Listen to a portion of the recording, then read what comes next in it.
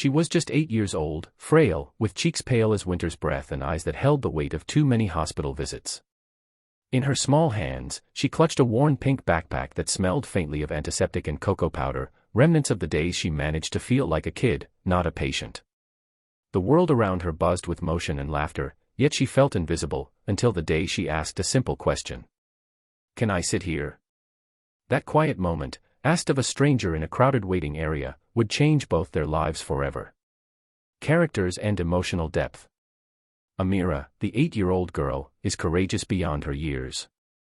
Chronic illness has made her wary, but she still craves one thing above all: connection. Her mother, Sarah, hovers close, loving yet weary, her breath a constant hush of hope and fear.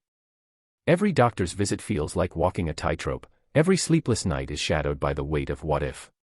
Then there's Mr. Hamid, the man Amira approaches. Tall and composed, with a tailored suit and quiet dignity. On the surface, his life embodies success: CEO of a rising tech firm, lavish penthouse apartment, and a commanding presence in every boardroom.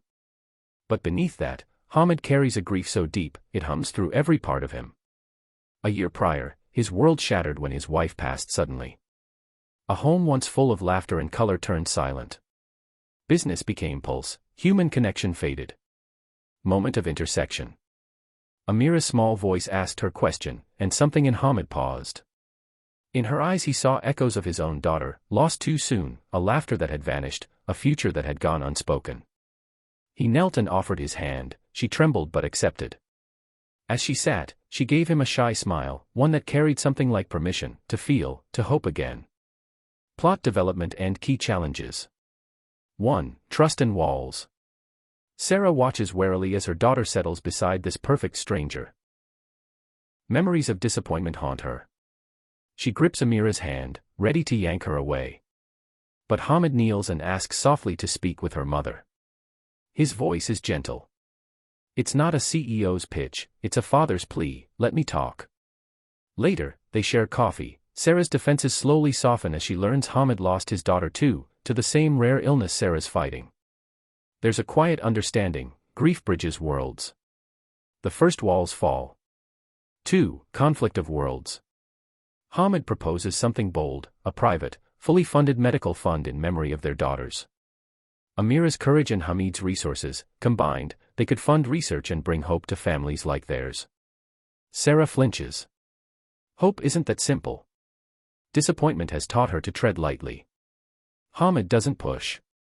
Instead, he stays. He volunteers Sundays at the hospital library, reading stories, bringing Amira encouraging notes. He speaks to researchers quietly, while Sarah sees him heal too. As one lost father touched by another child's smile. 3. Breakthrough and setback.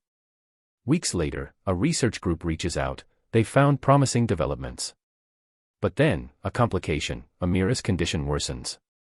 Sarah tumbles into despair. Was this all too much? Too fast? Hamid steps in, not with money this time, but with presence. He comforts Sarah, holds Amira's hand through tests, tucks her in with stories of two daughters laughing together on swing sets under an imagined sky. He becomes family. The research group announces they can begin a clinical trial. Sarah, facing the choice to enroll her fragile daughter, wavers. If it fails, what then? Hamid reminds her of her own strength. Your daughter's fought this far. You both have more heart than these tests can measure. Sarah nods, tears in her voice. She says yes. Resolution and uplifting message. Months pass. Amira grows stronger, not cured, but thriving. She draws pictures every day. A girl with a backpack, a man in a suit kneeling beside her, both grinning under a big, sunlit sky. Sarah finds herself laughing, the tightness in her chest softening. Hamid builds a small playground behind the hospital, with swings and bright tiles, the first space children like Amira can truly just be kids again. At the grand opening, Amira turns to Hamid. "Thank you for letting me sit." He chokes up. "No. Thank you for that moment." After the ribbon is cut, Sarah joins them, and the three of them, two parents and their brave little girl, stand shoulder to shoulder. Inspiring takeaway. This story is about the quiet intersection of broken lives and how a single question, "Can I sit here?"